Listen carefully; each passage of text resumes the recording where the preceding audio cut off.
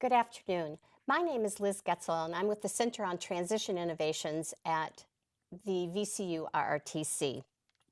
Today's webcast is a collaboration between two centers, the Center on Transition Innovations and the Autism Center for Excellence. We are working to provide joint webcasts on students with ASD in their transition from high school to post-secondary education or employment. Today's focus will be on the career planning experiences of college students with ASD as they work toward becoming prepared for careers, as we call their second big transition into employment. Just to provide a little bit of background about the study that I will be discussing today, the National Institute on Rehabilitation Research, or NIDR, funded a study, among other studies that the RRTC was awarded, which was called the Vocational Service Models for Individuals with Autism Spectrum Disorders. Our particular study focused on the development of a collaborative career planning process. We were interested in looking at what elements or components are important to assist students with, college students with ASD in their planning and preparation process. So we conducted a number of structured interviews. We talked with students with ASD who were currently in college, vocational rehabilitation counselors, disability support services staff, and college career center counselors to really get all perspectives on this process. Today's focus, however, is on the experiences of 18 college students with ASD and what they were telling us about their career planning process. Other information will also be available at another point in time about what career counseling staff are saying, as well as DSS office personnel and vocational rehabilitation counselors. These students represented 2- and 4-year colleges and universities. We primarily focused on interviewing students in the state of Virginia, but we will be recommending at the end of this presentation that further study is definitely needed. So what we are looking at is really a snapshot, if you will, of the experiences of 18 college students.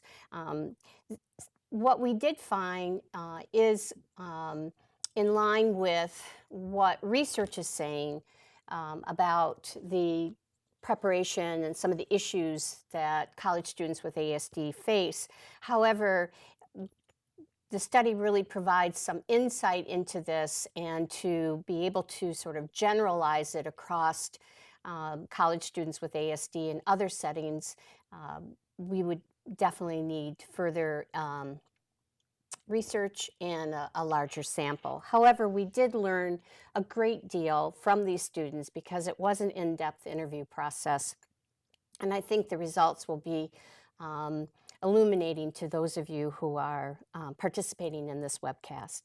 So the structured interview process that we used to gather information focused on the current in planning and preparation activities of these students, their use of campus services and supports, use of community supports, academic support needs, and some questions about their overall college experience.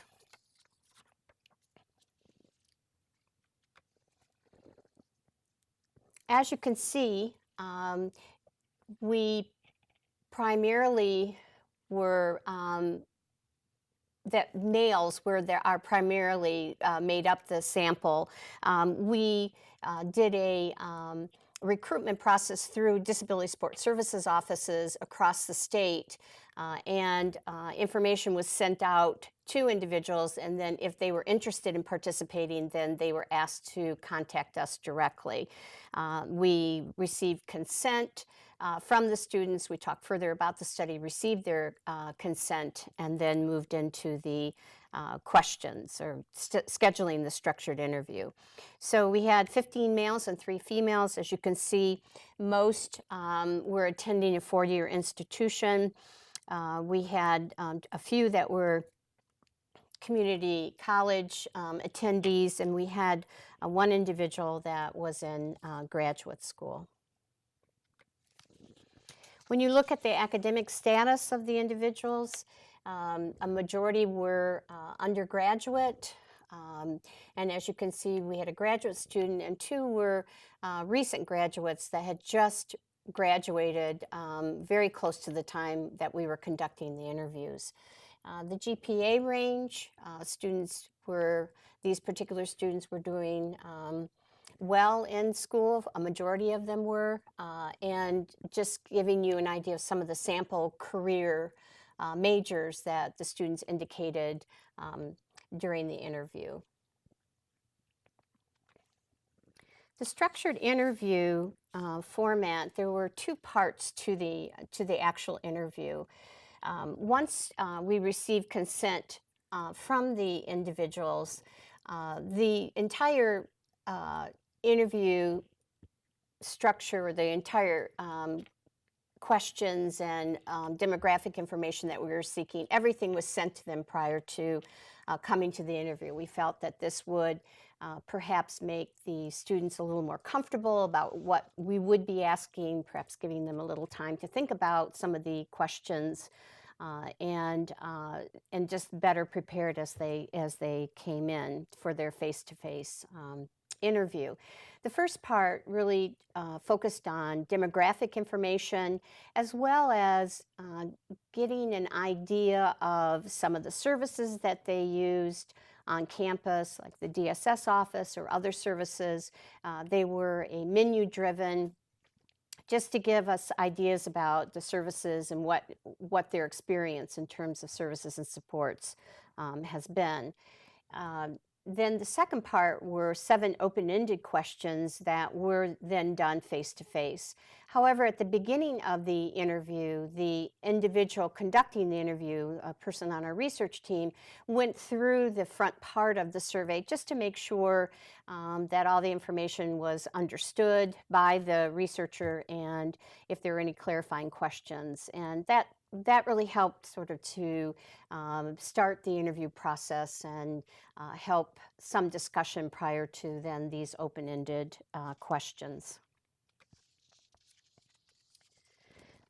We determined that we wanted to do, since we knew we had 18, we decided that that the interviews would be conducted by the same researcher for consistency.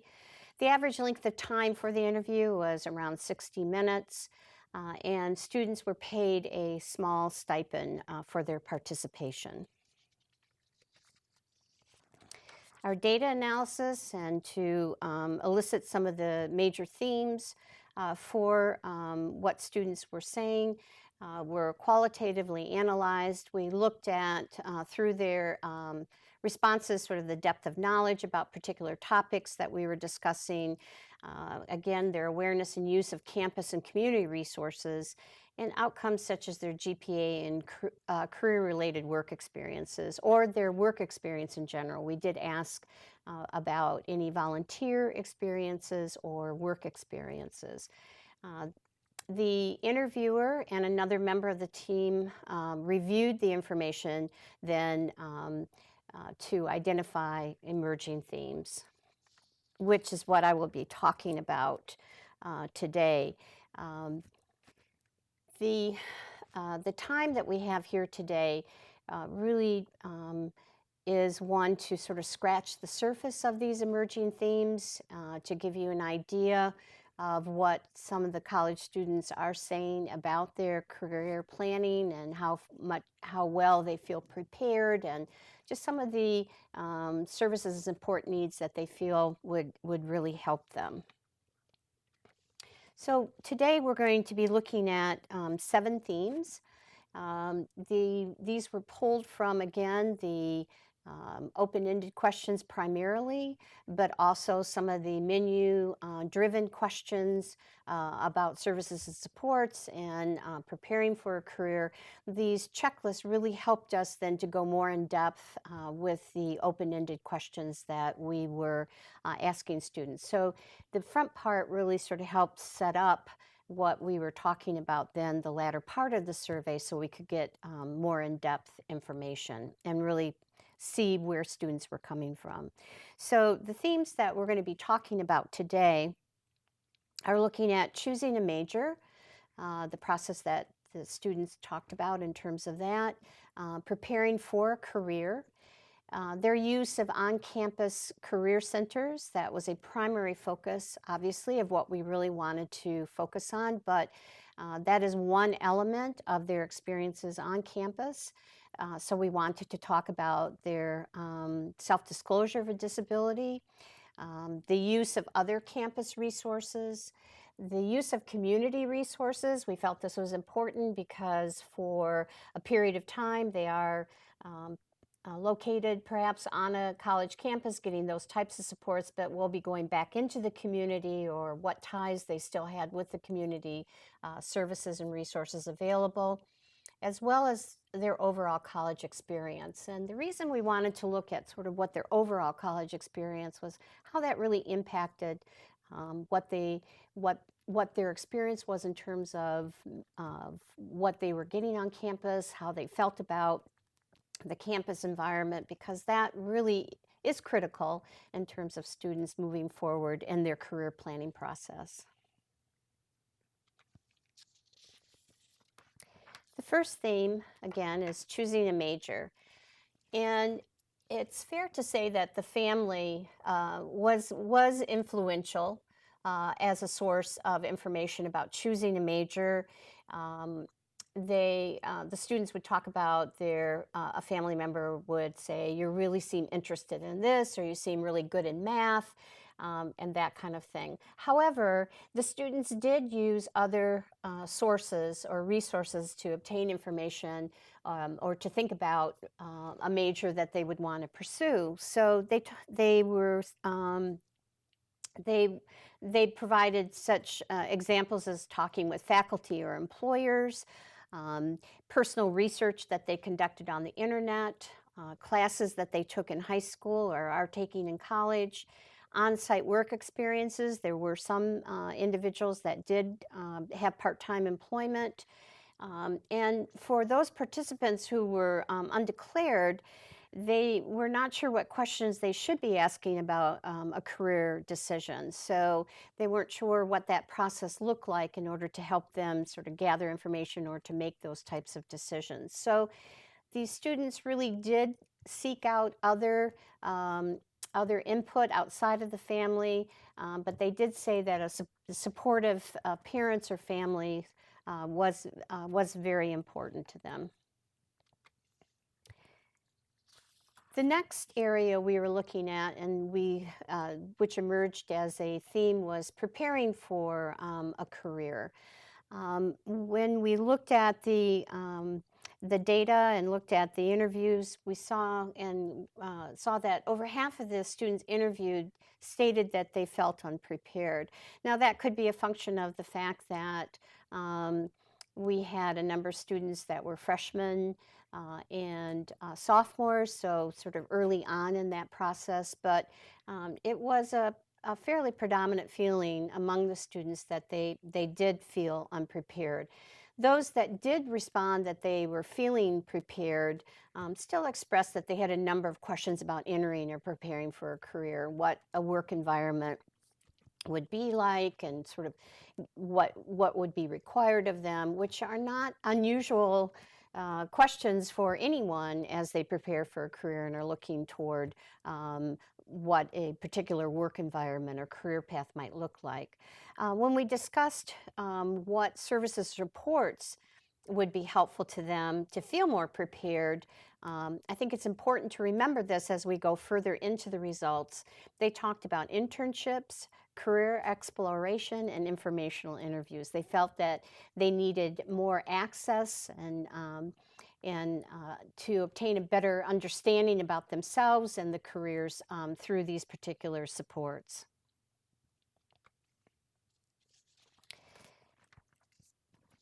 The use of on-campus career centers really became sort of the crux of what we were learning about these students in terms of their career preparation and planning. When asked about the on-campus career centers, a majority, almost 3/4 of those students interviewed, did not use their on-campus career centers. They were unaware of the resources at the career center, and a small number that did go used the services once or twice, either to attend a workshop related to interviewing skills or looking for a part-time job. I think what's important to note about their responses around the career centers is that even those that went for perhaps a workshop, there was no long-term or ongoing, I should say, relationship with a career counselor or with the center where they would go in and use these resources multiple times.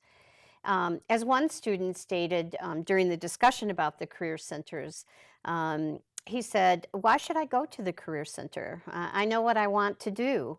I know what I want to be."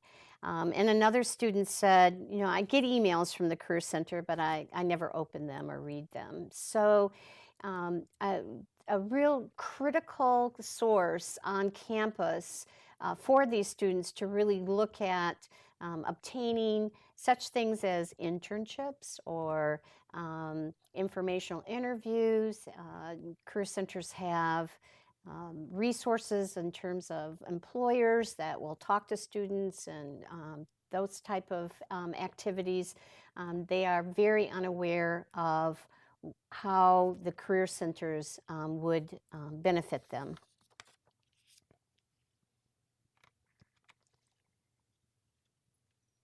So we asked them what career services, looking at and talking to them about career centers, because then at that point talking about the types of services that career centers can offer and what seem to be areas that they would be interested in.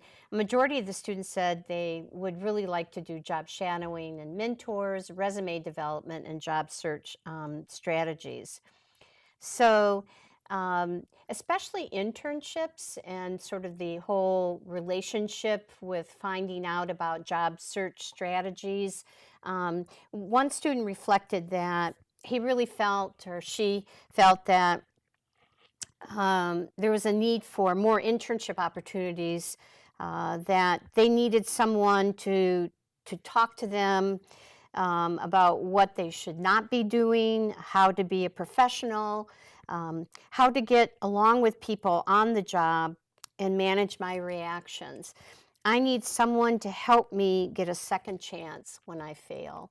So they are very acutely aware of what particular issues they may face or what their needs are. However, that connection with what career services they could access was lacking. We wanted to look at also, and which is the fourth theme that emerged, some of the discussion that we had with them was about self-disclosure.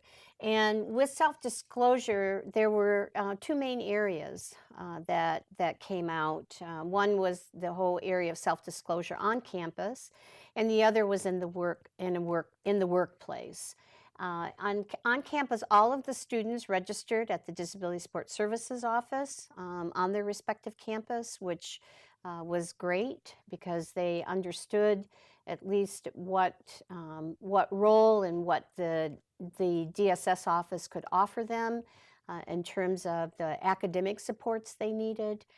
14 of the 18 students were actively using their accommodations. When looking at what were the most frequently used accommodations by these students that were provided by the DSS office, The highest number of students were using extended time on tests, alternate testing room or place, priority registration, and the opportunity to record lectures. When we talked further with them about what their need was in terms of to help them with disclosure or the accommodations, students responded, how to discuss accommodations with professors and a better understanding of their accommodations. And I think what you will see through their responses, they are aware of what some of their needs are, but actually going in a direction to have opportunities to address some of those needs, there's a disconnect. Again, they were going to the accommodations. This is not unusual for students with disabilities, college students with disabilities across the board, to use the accommodations that they receive, but yet have little understanding about the impact of those accommodations on their learning and what that means, and also being able to articulate their accommodation needs to others, like a professor. The second area was then on the what would be happening in the employment sector. What about self-disclosure in a workplace? And a majority of the students said they really needed to have a plan or to understand how to disclose to an employer, and they really didn't know in a workplace situation or setting what accommodations they could request. And yet, when asked about getting more information about ADA and about workplace accommodations, less than half were interested in really receiving any information on that. A few of the students, as I had mentioned earlier, had part-time employment, not necessarily in their career area, but part-time employment to help with expenses. And these students did not disclose their disability. But one student commented that after working with a particular store manager for a while, this manager really began to try to work with this individual about what was happening in the workplace, making sure that the individual understood what some of the cues were from other coworkers and that kind of thing, although this individual did not formally disclose. Then we wanted to see what other campus resources. Then the DSS office was something that was definitely being used, but what other resources on campus were they accessing in order to help them prepare and in their major? About 3/4 of the students interviewed were using their academic advisors to help them plan their coursework. Less than half were using services on campus like a writing lab or accessing tutoring services on campus. When asked about what academic services they needed, and looking at in terms of some of the range of resources that are on campus, a number of students really focused on some of those areas that not necessarily the academic work per se, but being able to accomplish the academic work and be able to handle being on campus and in a college setting. So majority of the students said they really needed stress management strategies, time management skills, organizational skills, and really learning how to access helpful technology on campus. So again, they are sort of in line with other college students that talk a lot about the need for organizational skills and those time management skills, and being in a setting where, again, it's on the individual, as in college, on the individual to be able to manage all the things that they need to accomplish. And technology is absolutely critical, as we all know, and being able to understand how technology can help them, especially in a work environment, but having the opportunity to access technology to see how that could assist them is also very critical. The sixth theme that we looked at was the use of community resources. We wanted to see what kinds of connections they were maintaining, um, if they were on campus or in a community college even, but what were the resources that they were still connected with or were actively involved with. About 40% of the students did have open cases with the Department of Rehabilitative Services. Um, Less than a quarter were receiving SSI benefits, and a very small number were seeing a private counselor. But none of the survey participants were involved in any support groups or organizations for individuals with ASD. And when we go into the area of their involvement on campus, you will see a similar trend, which is something that probably in many respects is not surprising, but this lack of involvement, even with students that have similar issues or are familiar with some of the issues with individuals with ASD, their participation in campus activities is also, as we'll see, limited as well. So that connection with the community and looking at ways to support once they are out of college is also something that that our work over the years has really emphasized with students with disabilities, to provide those type of connections and to keep those connections in the community once they move back into it. The seventh theme looks at their overall college experience. A majority of the students expressed a desire for better social skills and more friendships. These students were painfully aware of their lack of social skills and the difficulties that they faced in terms of being able to interact with their peers on campus. Students, as I mentioned just a minute ago, students expressed that they had limited participation in campus activities and student organizations, even those that relate to a career or a personal interest. Some may have gone and tried to join certain clubs and felt unsuccessful in making connections, so they did not pursue it further. We did have some that really felt they had to force themselves to become involved, to really learn how to interact, and that they could have a better chance of doing that in an area of common interest with some of their peers.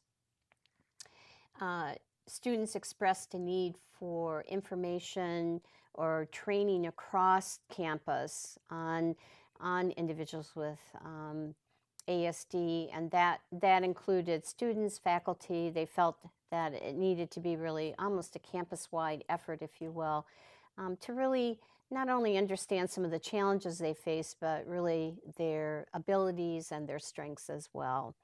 And this whole overall college experience and some of the difficulties that they expressed in terms of interaction and involvement with students really ultimately, as we know, impacts what happens in the workplace or trying to go into a work environment. And research has shown that for individuals with ASD, that their employment really is, in many respects, absolutely critical to them. Their career is very critical, more than the social activities or that kind of thing. So employment is a really key factor for individuals with ASD in terms of feeling productive and being a part of something. When students talked about the need for internships or informational interviewing, those type of things could so help give them such a better idea about what's happening in the work environment. And Some of the students said that they felt that that a pattern that they had, that they were better talking with um, someone at a level of a boss or a faculty member in the sense of a superior, if you will, than with their coworkers, and they were concerned about how they would be able to interact with their coworkers, and expressed that there were difficulties um, in terms of the social activities and what that would mean for them when they went into employment, where there were those social aspects in employment. Um, One young woman said that she said, "I am like a positive magnet, and so is everyone else around me. I repel people." Others said understanding the jokes, or going out on campus where there could be loud music or just a lot of people around was very stressful for them, and they were reluctant to engage in those type of activities, and so they would make excuses to say that they were studying or were not available. So the students were very articulate and very open about the challenges that they face in college, which, again, in terms of their preparation and moving toward their career and those opportunities to really interact with individuals and in some ways, in a more structured environment, like internships, or giving them an opportunity to develop questions for a less stressful situation, like informational interviewing, is absolutely critical. And the concern is then again that there is such a disconnect in terms of their understanding about what types of opportunities are available at career centers as part of this whole resources on the college campus.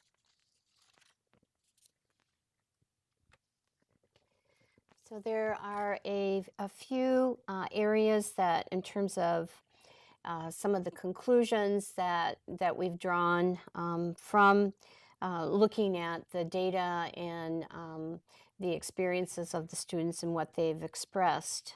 Again, the information presented here today is really a snapshot, if you will, of 18 college students with ASD.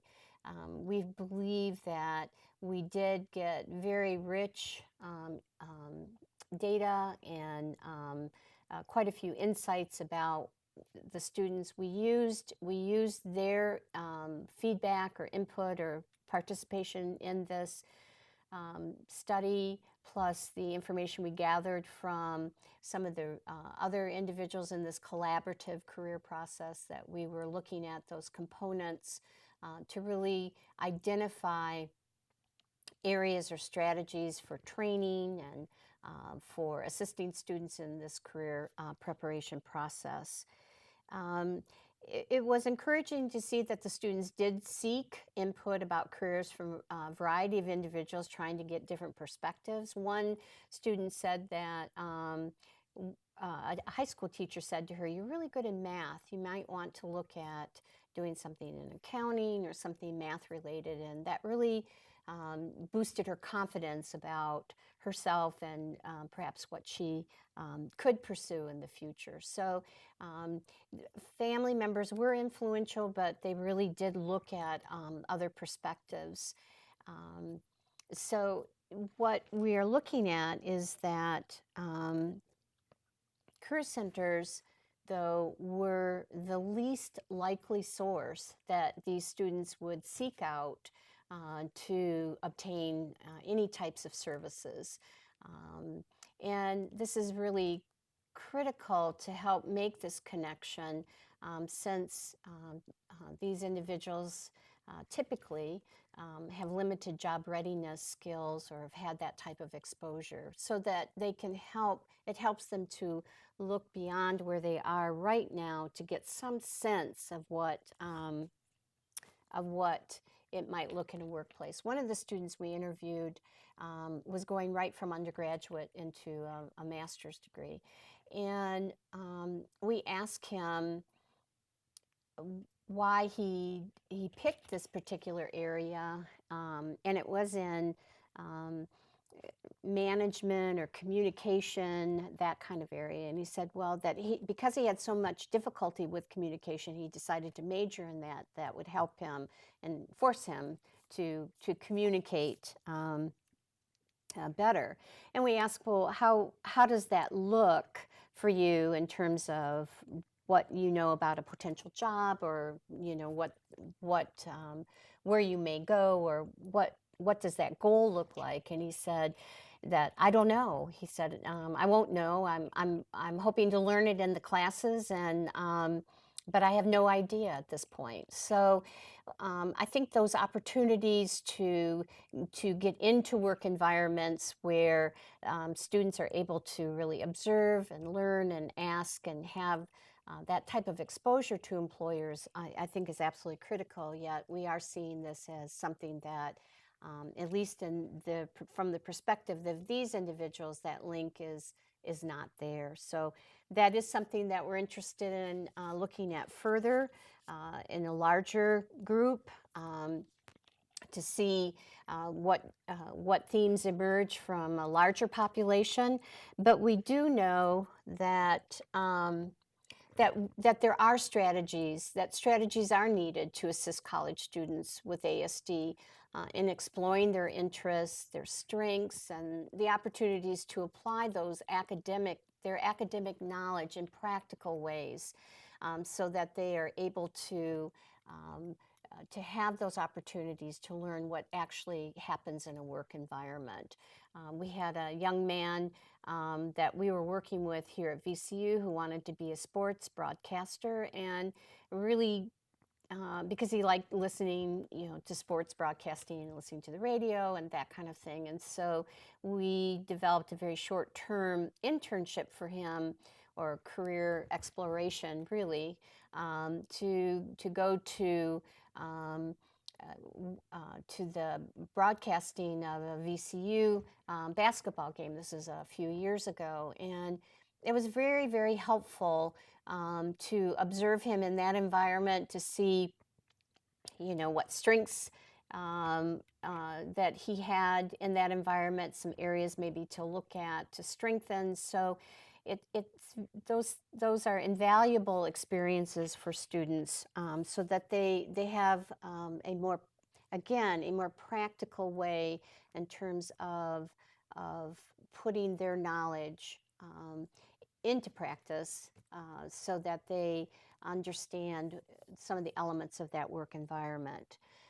And there's a need for continued research on these effective strategies, or what strategies could be used to assist college students with ASD in their career planning process. And we believe very, very strongly that that student voices that their voice is a critical part of this planning process, in the development and implementation of career activities on college campuses, that they need to be, in some sense, guiding us to what their services and support needs are, and then looking at what strategies have been effective, because they are a critical partner in this process of those of us that are looking to better prepare students with disabilities, and in particular for today, students with ASD, as they explore their career options and enter into the workforce. So I appreciate your time and attention today, and hope that the information provided will lead to further discussion of the importance of in transition, as we prepare students for post-secondary education, that we look at highlighting some of the campus resources. Certainly, there's been a lot of work in terms of making sure students understand about the Disability Support Services offices, which is absolutely critical for them receiving the academic supports that they need, but also to help students as they make this transition to better understand what other campus resources are available, to make sure that at least that knowledge is there, and hopefully that will help some students follow a path or make those connections with these other community or campus supports, especially in career centers. So thank you very much, and good day.